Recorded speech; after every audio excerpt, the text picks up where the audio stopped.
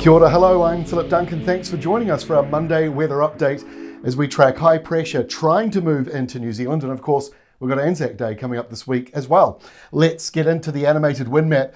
No shortage of southerly winds today around the country, from the southerly quarter, whether it's a southeasterly like through Cook Strait, southwesterly like it is through Auckland, or a southerly like it is around Banks Peninsula.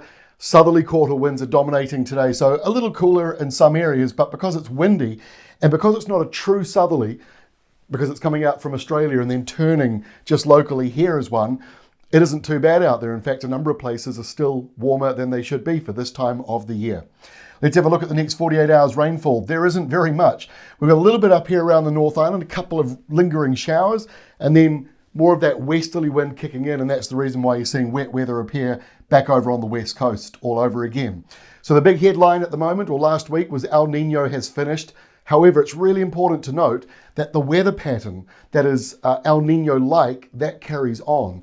And by that, we mean high pressure zones like this one out here in the Tasman, and that's encouraging those westerly winds coming in for the South Island. And that keeps these eastern areas dry and mild for this time of the year. So just because El Niño's finished doesn't mean that the weather pattern is in our part of the world. And I think that will linger on as we go through in towards winter. But for now, that is the high pressure zone moving in. And most showers clear away. A couple of them up here in the north, a couple of them very down here around Fiordland. That's about it.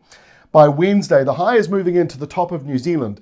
Now that more northern placement encourages the mild subtropical winds to come in for some of you, or just the usual nor'westers. So either way, a little bit of cloud on the west coast, a little bit of wet weather there. Mostly dry though around the country, and certainly those eastern areas look to be the sunniest.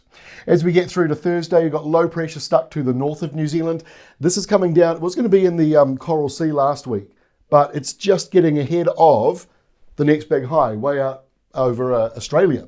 So there's a little bit of a gap between the departing one, which moves through very quickly. By Thursday, by Anzac Day, it is out to our east. That allows that low to now come in closer towards us. But like I say, there's another big high pressure zone over Australia, like a bulldozer, moving in very quickly. So Anzac Day, a lot of moving parts around the country. First of all, the risk for severe weather is around the South Island. Heavy west coast rain and strong winds, maybe severe gale winds around parts of Canterbury, Marlborough, Wellington. And then you've got this cold change, the blue line there, showing a colder change coming in towards the afternoon. The North Island, not looking too bad, although it'll be windy in Wellington and Waited Upper, Manawatu, those areas. Mostly dry, might be a couple of showers, especially later into the day.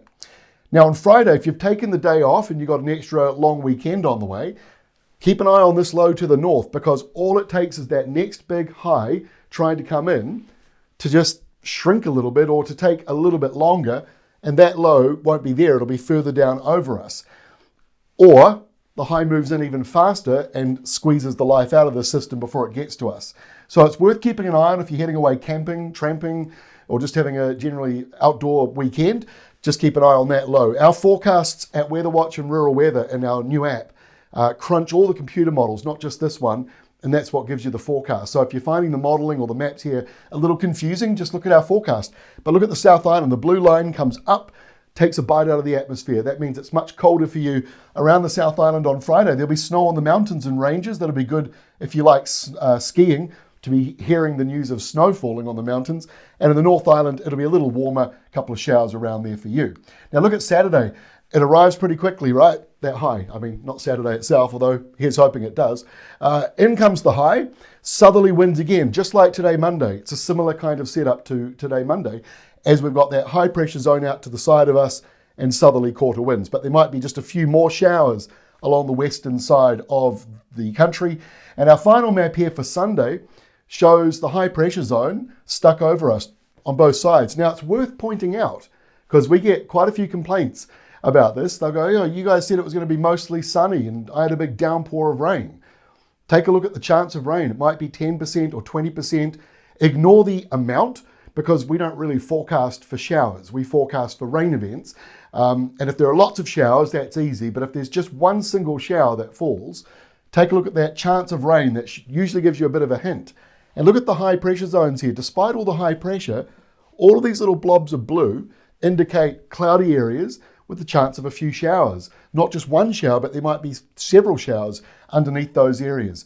So anticyclonic gloom, that's cloud, low cloud trapped under high pressure in our shorter months of the year with less amount of daylight, we're more likely to see those cloudy, showery zones. So don't be too surprised, especially if you live in Western New Zealand, to get the odd shower. Sometimes they can be a little briefly heavy, and it's very hard to pick them up, especially when New Zealand, as you well know, one of the only countries on the planet to not have open weather data. That means those rain radars that you tax fund, we can't openly use. But we are working with Met Service in a positive way. Hopefully we can get some new products to you in the next year or so, just completely around that rain radar tracking.